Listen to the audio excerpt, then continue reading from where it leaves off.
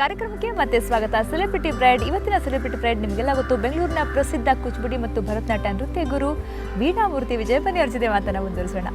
Madam, ನಾವು ಮಾತಾಡ್ತಾ ಇದ್ವಿ ಅವಾಗಲೇ, ನಿಮ್ಮ ಮದುವೆ ತುಂಬಾ ಖುಷಿಯಿಂದ, ತುಂಬ ಒಳ್ಳೆ ಲೈಫ್ ಪಾರ್ಟ್ನರ್ ಸಿಕ್ಕಿದ್ದಾರೆ ಅಂತ ಖುಷಿಯಾಗಿ ಮದುವೆ ಆಯಿತು, ಎಲ್ಲ ಆಯಿತು. ಸೊ ಮದುವೆ ನಂತರ ಗಂಡನ ಮನೆಯವರು ಇರ್ಬೋದು ಅಥವಾ ನಿಮ್ಮ ಯಜಮಾನರು ಇರ್ಬೋದು, ಯಾವ ರೀತಿ ಸಪೋರ್ಟ್ ಮಾಡಿದ್ರು ನಿಮಗೆ? ನಾನು ಮದುವೆ ಆದ ನಂತರ ಒಂದು 10 ವರ್ಷ ನೃತ್ಯನ ನಾನೇ ಕಂಟಿನ್ಯೂ ಮಾಡಲಿಲ್ಲ. ಅದು ನನ್ನ ಹೆಲ್ತ್ ರೀಸನ್ಸ್ಗಾಗಿ ಮತ್ತು ಬೇರೆ ರೀಸನ್ಸ್ಗಾಗಿ ನಾನು ಅದನ್ನ ಕಂಟಿನ್ಯೂ ಮಾಡೋಕ್ಕಾಗಲಿಲ್ಲ.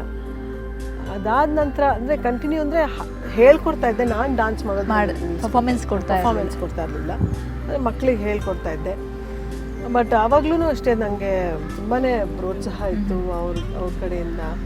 ಮತ್ತು ನಮ್ಮ ಅತ್ತೆಯವ್ರಿಗೆ ನಾನು ತುಂಬ ಹೆಮ್ಮೆ, ಯಾಕಂದರೆ ಅವರು ತುಂಬ ಕನ್ಸರ್ವೇಟಿವ್ ಫ್ಯಾಮಿಲಿ. ಅವ್ರ ಮನೆ, ನಾನು 6ನೇ ಸೊಸೆ ಅವರಿಗೆ, ಅಂದರೆ 7 ಜನ ಮಕ್ಕಳು, 7 ಜನ ಮಕ್ಕಳು ಅವ್ರಿಗೆ, ಕೊನೆಯವಳು ನಾನು.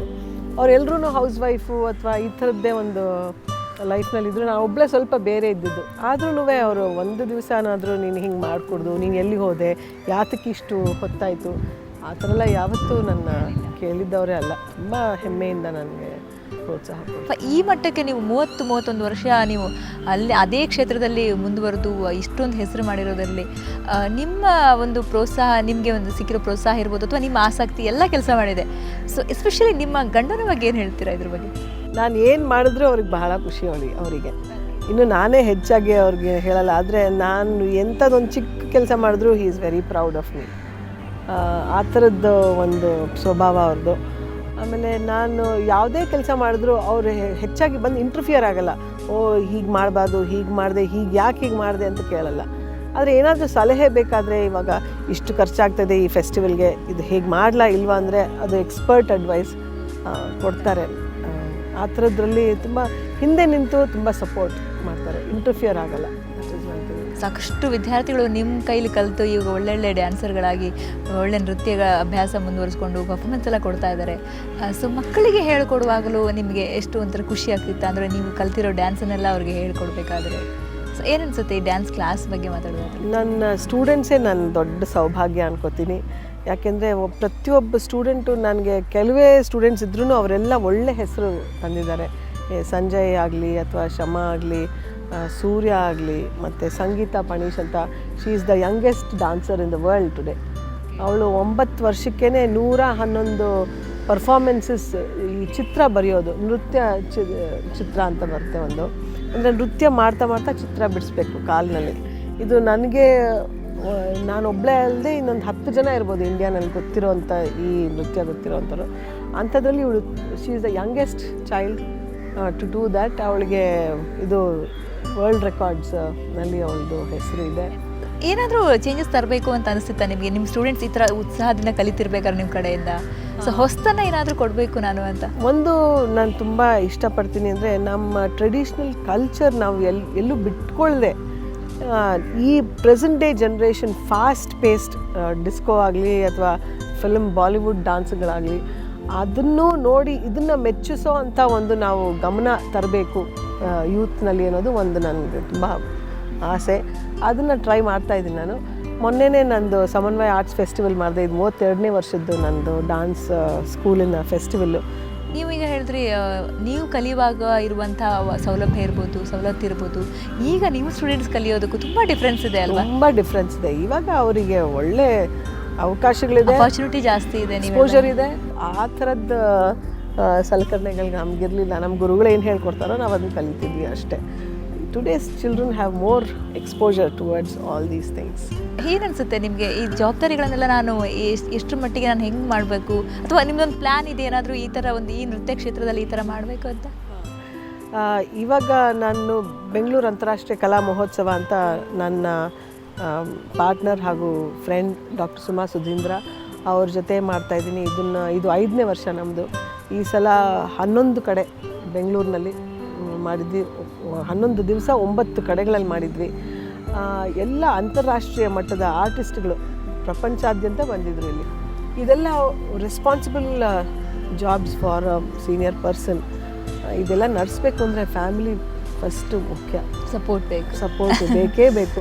ಅಲ್ಲಿ ನಾವು ಯಾವತ್ತು ವೀಕ್ ಇರ್ತೀವೋ ಆವಾಗ ಯಾವ ಕೆಲಸನೂ ಸರಿಯಾಗಿ ಮಾಡೋಕ್ಕಾಗಲ್ಲ, ಎಲ್ಲ ಅರ್ಧಂಬರ್ಧ ಆಗುತ್ತೆ. ಅದರಿಂದ ಫ್ಯಾಮಿಲಿ ಸಪೋರ್ಟ್ ಇರಬೇಕಾದ್ರೆ ನಾವು ಅವ್ರಿಗೆ ಕರೆಕ್ಟ್ ಟೈಮ್, ಅಂದರೆ ಒಂದು ಬೆಳಗಿನ ರಾತ್ರಿವರೆಗೂ ನಾವೇನು ಇರಬೇಕಾದಿಲ್ಲ, ಆದರೆ ಇರಬೇಕಾದ್ರೆ ಒಂದು ಒಳ್ಳೆ ಕ್ವಾಲಿಟಿ ಟೈಮ್ ಅಂತ ಏನು ಹೇಳ್ತೀವಿ ಅದನ್ನು ಇಟ್ಕೊಂಡು ವಿಶ್ವಾಸ, ಟ್ರಸ್ಟ್ ಇದೆರಡು ಇಟ್ಕೊಂಡು ಅವಾಗ ಫ್ಯಾಮಿಲಿ ಕಷ್ಟ ಆಗಲ್ಲ, ದೊಡ್ಡ ಜವಾಬ್ದಾರಿ ಆದರೂ ನನ್ನ ಹಿಂದೆ ಇದ್ದಾರಪ್ಪ ಅನ್ನೋ ಒಂದು ಧೈರ್ಯ ಇರುತ್ತೆ ನಮಗೆ, ಅದು ಭಾಳ ಮುಖ್ಯ. ಈಗ ನಿಮ್ಮ ಜೊತೆ ಕಲಿಯುವಂಥ ಸ್ಟೂಡೆಂಟ್ಸ್ ಇರ್ಬೋದು ಅಥವಾ ಕಲಿತು ಈಗ ಆಲ್ರೆಡಿ ಒಂದು ಇದಕ್ಕೆ ಹೆಸರು ಮಾಡಿರುವಂಥ ಸ್ಟೂಡೆಂಟ್ಸ್ ಇರ್ಬೋದು, ನಿಮ್ಗೆ ಏನು ಅನಿಸುತ್ತೆ ಅವರು ಈ ಥರ ಮಾಡಬೇಕು ಅಥವಾ ಎಕ್ಸ್ಪೆಕ್ಟೇಷನ್ ಅಂದರೆ ನೀವು ಗುರುವಾಗಿ ನಿಮ್ಗೆ ಏನಾದರೂ ಅಂತೀರಾ, ಅಂದರೆ ಈ ಥರ ಮಾಡಲಿ ಅಥವಾ ಈ ಥರ ಮುಂದೆ ಬರಬೇಕು ನನ್ನ ಸ್ಟೂಡೆಂಟ್ಸು, ಅಥವಾ ನಮ್ಮ ಇಡೀ ಕರ್ನಾಟಕ ಟ್ರೆಡಿಷನನ್ನು ಎತ್ತಿಡಿಯುವಂತೆ ಏನಾದರೂ ಮಾಡಬೇಕು?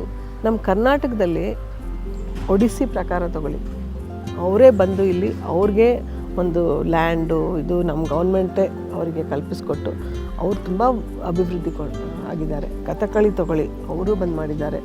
ಮಣಿಪುರಿ ತಗೊಳ್ಳಿ, ಕಥಕ್ ತಗೊಳ್ಳಿ. ಅಂದರೆ ನಾವು we are very nice people from Karnataka. V welcome every artist, every artistic expression. ಇದೊಂದು ಬಹಳ ಒಳ್ಳೆಯ ಮಟ್ಟದ ಗುಣ ನಮ್ಮ ಕರ್ನಾಟಕದ ಜನದಲ್ಲಿ. ಹಾಗೆ ಅಂತ ನಮ್ಮನ್ನು ನಾವು ಮರೆತುಬಿಟ್ಟು ಬೇರೆಯವರಿಗೆ ಕೊಡೋವಂಥ ಆಪರ್ಚುನಿಟೀಸು ತಪ್ಪು ಅಂತ ನಾನು ಅನ್ಕೋತೀನಿ. ಅದರಿಂದ ನಮ್ಮವ್ರಿಗೆ, ನಮ್ಮ ಕಲಾವಿದರಿಗೆ ಫಸ್ಟ್ ನಾವು ನೋಡ್ಕೊಳ್ಳೋಣ, ಮತ್ತವ್ರು ಬರಲಿ, ದ ಮೋರ್ ದ ಮೆರಿಯರ್. ಬಟ್ ನಮ್ಮ ಕರ್ನಾಟಕದ ಆರ್ಟಿಸ್ಟ್ಸ್ಗೆ ಫಸ್ಟ್ ನಾವು ಪ್ರೋತ್ಸಾಹ ಮಾಡಿ ಅವ್ರಿಗೆ ಬೆನ್ತಟ್ಟಿ, ಹೌದು ನೀವು ಒಳ್ಳೆ ಕೆಲಸ ಮಾಡ್ತಿದ್ಯಾ, ಮುಂದಕ್ಕೆ ಬಾ ಅಂತ ಹೇಳೋದು ಬಹಳ ಮುಖ್ಯ ಇವಾಗ ಅಂತ ನಾನು. ಓಕೆ, ಇವಾಗ ಮದುವೆ ಅನ್ನೋ ವಿಷಯಕ್ಕೆ ಬಂದರೆ ಲಾಸ್ಟ್ ಕ್ವಶನ್, ಇವಾಗಿನ ಹೆಣ್ಮಕ್ಳು ಮದುವೆ ಆಗ್ಬಿಟ್ರೆ ನನ್ನ ಕೊರಿಯರ್ ಇದಾಗ್ಬಿಡುತ್ತೆ, ನನಗೆ ಮುಂದೆ ಭವಿಷ್ಯ ಇದೆಯಲ್ಲೋ, ಗಂಡ ಎಂಥವ್ರು ಸಿಗ್ತಾರೋ ಅನ್ನೋ ಭಯದಲ್ಲಿ ಮದುವೆ ಮುಂದಾಗ್ತಾ ಬರ್ತಾರೆ. ನೀವೇನಂತೀರಿ ಈ ಬಗ್ಗೆ? ಇದು ಡಿಬೇಟಬಲ್ ಕ್ವೆಶ್ಚನ್ ಇದು. ಯಾಕೆಂದರೆ ಇವಾಗಿನ ಹುಡುಗಿಯರಿಗೆ ಫಸ್ಟ್ ಕೆರಿಯರು ಆಮೇಲೆ ಮದುವೆ ಅಂತ. ನಮ್ಮ ಜನ್ರೇಷನ್ ಅಂದರೆ ಒಂದು 20-30 ಜನ್ರೇಷನು ಕೆರಿಯರು ಬೇಕು ಮದುವೆನೂ ಬೇಕು ಅಂತ ಇತ್ತು ನಮ್ಗೆ. ಯಾಕೆಂದರೆ ನಾವು ಹುಟ್ಟಿ ಬೆಳೆದಿದ್ದು, ನೀ ಹೆಣ್ಮಕ್ಳು ಆಗಿ ಹುಟ್ಟಿದ್ಯಾ, ನೀನು ಮದುವೆ ಮಾಡ್ಕೊಳ್ಳೇಬೇಕು ಅಂತ ಒಂದು ಕಡೆ ಒಂದು ಸಿಚುವೇಶನ್. ಒಂದು 10 ವರ್ಷ ಆದ ನಂತರ ಅದು that change was happening in the society where women were treated as also career oriented. So we wanted both marriage and career. So we made adjustments in life like that.